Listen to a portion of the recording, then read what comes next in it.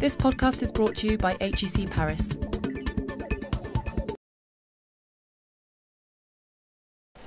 La quatrième partie s'intéressant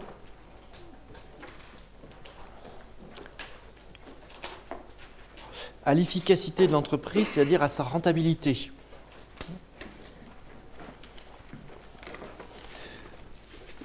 On a vu en première partie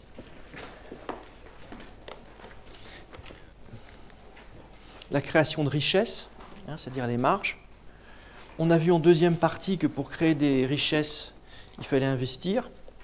Et on a vu en troisième partie que pour investir, il fallait se financer.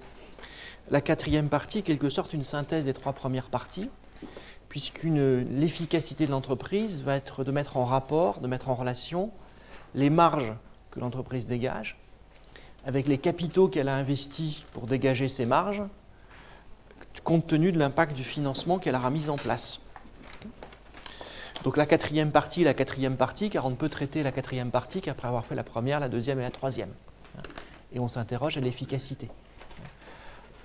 Des marges en elles-mêmes, ce n'est pas très intéressant, parce que c'est intéressant que dans la mesure où on voit le résultat qu'on allait dégager par rapport aux investissements qu'on a consentis pour atteindre ces résultats et dégager ces marges.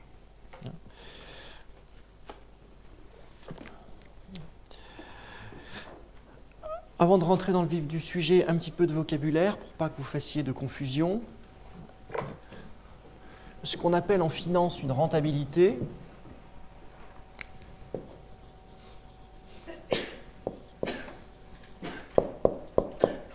qu'est-ce que c'est? C'est toujours le rapport d'une marge sur des capitaux investis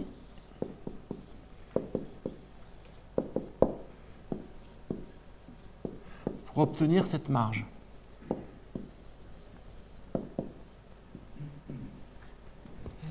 Et une marge, c'est toujours des produits moins des charges.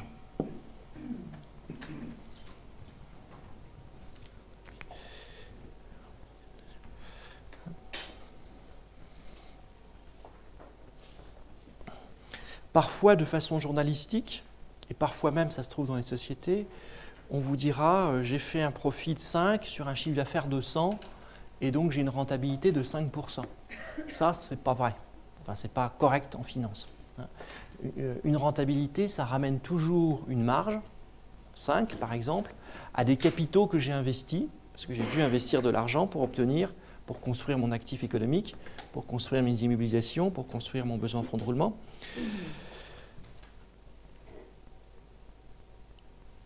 Et ça ne rapporte pas une marge à un chiffre d'affaires. Donc dire que j'ai une rentabilité de 5% parce que à chaque fois que je vends un produit 100, je fais un profit après impôt de 5, ce n'est pas une rentabilité, c'est ce qu'on appelle une marge. Donc il faut être en français comme en anglais, précis dans son vocabulaire. Donc faites attention parce que même souvent les sociétés, leurs communiqués de presse, font allègrement l'impasse, enfin mélangent les deux. Mélange les deux. On va le voir ensemble, il existe deux types différents de rentabilité qu'on va regarder ensemble.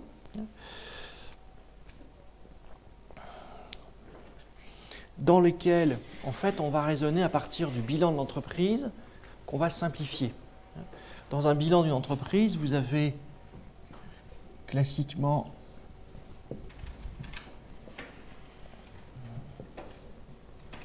des immobilisations,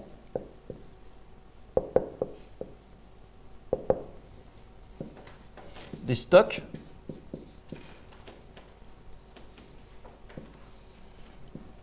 des clients,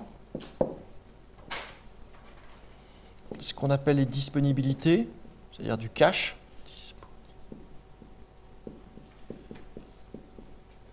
et puis vous avez des capitaux propres,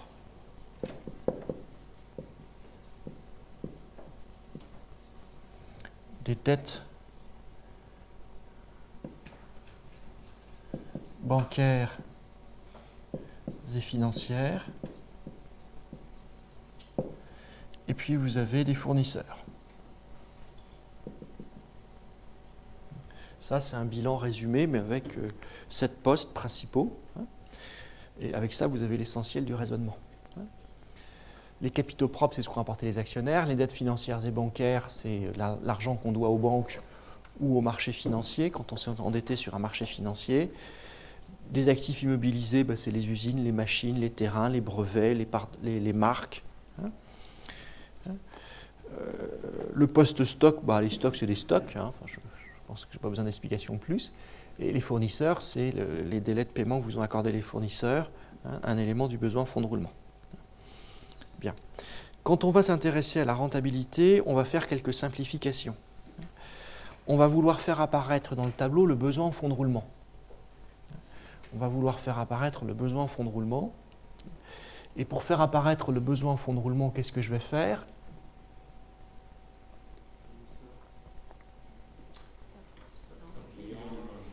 Hein, je vais retirer à gauche comme à droite fournisseur. Si je retire fournisseur à gauche, qu'est-ce que je fais? Je fais stock plus client moins fournisseur, donc je fais apparaître le besoin en fonds de roulement. Et si je le retire à droite, je fais fournisseur moins fournisseur, donc il disparaît complètement de la droite. Donc c'est ce que je vais faire. Pardon. Et je vais avoir un bilan.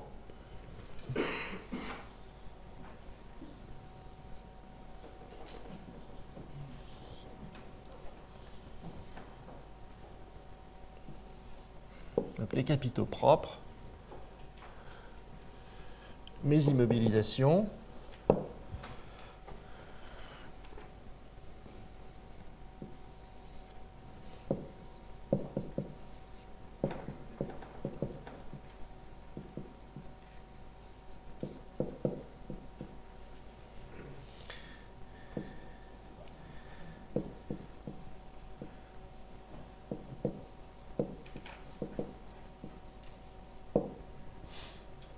bien. Donc ça, c'est une première étape. Puis je vais faire une deuxième étape.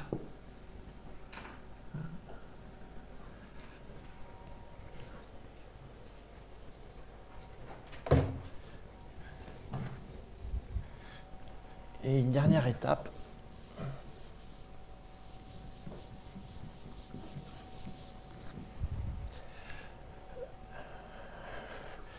Bon, mes dettes bancaires et financières, c'est ce que je dois aux banques. Et dans l'immense majorité des cas, les entreprises ont au même moment des dettes, c'est-à-dire de l'argent qu'elles doivent aux banques, et de l'argent qu'elles ont disponible, qu'elles prêtent aux banques en plaçant. Parfois, les élèves s'étonnent en disant « mais comment ça se fait que je dois 100 et au même moment, j'ai 20 de cash ?» Bah, ça se fait que c'est comme ça, parce que c'est du bon sens. C'est pas parce que vous avez 20 de cash que vous allez vouloir rembourser immédiatement la banque. Parce que vous pouvez avoir besoin de cash pour faire face à des imprévus et vous n'avez pas envie d'aller, s'il y a un imprévu qui se matérialise, demander un crédit spécialement. Vous voulez avoir un peu de liberté. Et vous-même, à titre personnel, peut-être vous êtes-vous endetté à un moment donné pour acheter un appartement ou financer vos études, et ça n'empêche pas que vous pouvez avoir un peu d'épargne par ailleurs. Et dans les sociétés, c'est le même raisonnement. On a des sociétés qui ont de la dette, mais qui au même moment ont du cash qu'elles peuvent avoir. Nous, on va raisonner en net des deux. On va raisonner en net des deux, et pour raisonner en net des deux, je vais enlever les disponibilités à gauche, comme ça elles vont disparaître, et je vais les soustraire à droite pour que ça soit toujours équilibré du montant des dettes bancaires et financières que je vais appeler dorénavant les dettes bancaires et financières nettes. D'accord ? Net des placements. Ce qui va faire que je vais raisonner sur un bilan extrêmement simple qui va avoir la tête suivante.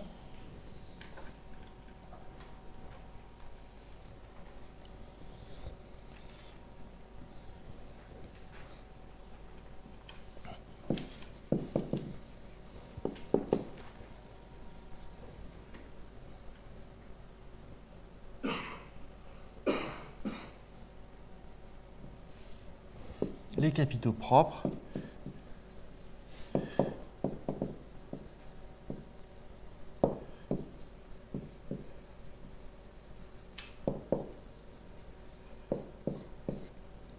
et les dettes bancaires financières nettes. Net de quoi? Net des disponibilités. Qu'est-ce que j'ai fait apparaître ce faisant? J'ai fait apparaître à gauche les actifs dont j'ai besoin pour être effectif. Si vous créiez à la sortie de votre MBA une start-up, vous allez devoir investir pour acheter des machines, des outils, des marques, des brevets, etc., selon la nature de votre activité, et vous aurez un besoin en fonds de roulement. Vous aurez un besoin en fonds de roulement parce que vous aurez, selon toute vraisemblance, un décalage entre le moment où vous payez vos fournisseurs et le moment où, ultérieurement, vous serez payé par vos clients. C'est les deux grands investissements que vous avez à faire quand vous créez votre société ou quand vous la développez ultérieurement. Donc, c'est ce qu'on appelle l'actif économique. L'actif économique, ou en anglais operating assets, on appelle ça l'actif économique parce que c'est un actif, et économique, c'est que vous en avez besoin pour faire votre entreprise, votre activité. Et cet actif est financé, ce qu'on voit maintenant sur la gauche, par deux sources de fonds qui existent, qui sont d'un côté les capitaux propres et de l'autre les dettes bancaires et financières nettes. Et il n'y a que deux modes de financement possibles, qui sont la grande famille des capitaux propres et la grande famille de l'endettement bancaire et financier. Tout comme dans le genre humain, il y a des femmes et des hommes. Là, en finance, il y a des dettes et des capitaux propres. Voilà. Et ça nous suffit amplement. Chaque case du bilan, je l'ai mis dans une de ces quatre catégories.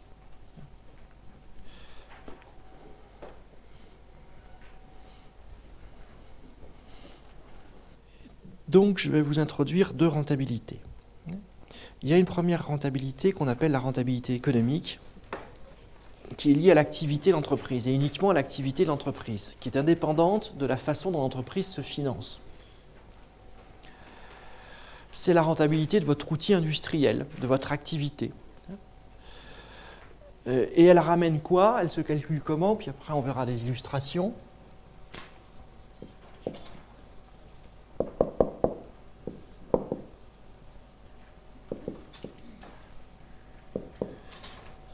C'est le résultat d'exploitation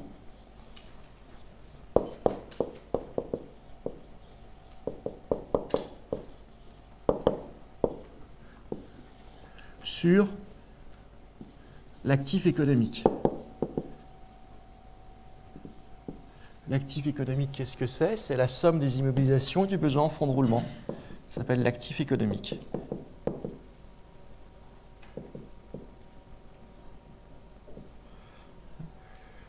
Donc, l'actif économique, c'est égal à BFR plus immobilisation. Combien j'ai investi dans l'entreprise? J'ai investi le montant de mes immobilisations et le montant de mon besoin en fonds de roulement. Qu'est-ce que ça m'a dégagé comme résultat? Ça m'a dégagé le résultat d'exploitation.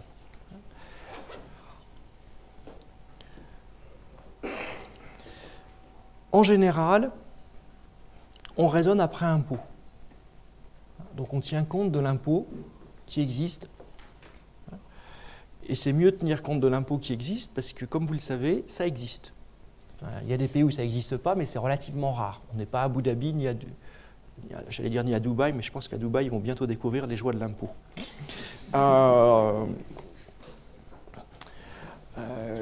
Bien. Et donc, en général, on multiplie par 1 moins le taux d'impôt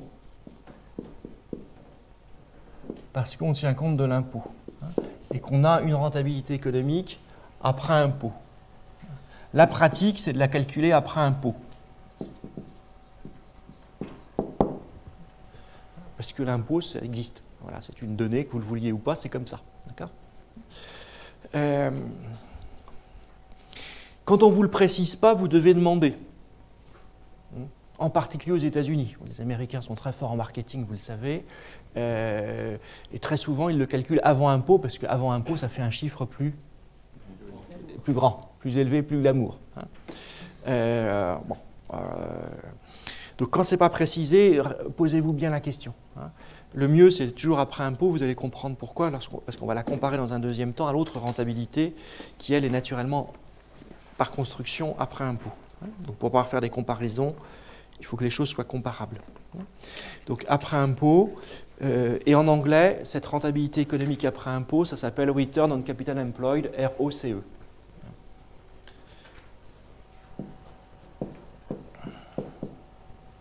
Là, c'est la première. C'est la rentabilité de mon outil industriel. Il y en a une deuxième, il n'y en aura que deux, rassurez-vous. La deuxième, c'est la rentabilité des capitaux propres. Et on se pose la question, combien les actionnaires ont-ils mis dans l'affaire et combien ont-ils gagné? Donc, quel est le montant des fonds investis par les actionnaires? Ça correspond au plus fort? Oui, aux capitaux propres. Le montant investi par les actionnaires, c'est les capitaux propres. CP, enfin capitaux propres. Qu'est-ce qui revient in fine en termes de marge aux actionnaires? Plus fort? Plus fort? Le résultat net.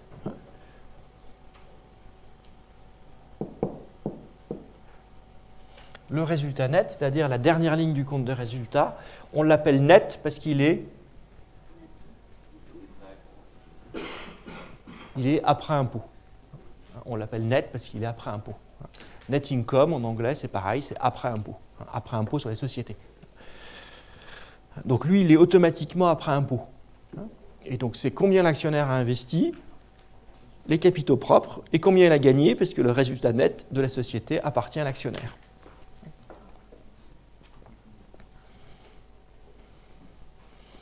En anglais, ça s'appelle Return on Equity. ROE. Return on Equity. Please visit us at www.agc.edu.